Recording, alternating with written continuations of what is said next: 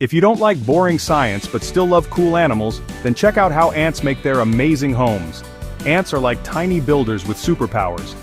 First, they find a good spot, under rocks, in dirt, or even inside old wood. Then they dig tunnels and rooms using their jaws, carrying tiny pieces of dirt out one by one. Each ant has a job, some dig, some carry food, and some take care of baby ants. The result? A giant maze called an ant nest, with special rooms for food, eggs, and even a royal suite for the queen. Next time you spot an anthill, remember, it's a busy city made by hundreds of awesome builders. Ants prove that even the smallest creatures can create big wonders.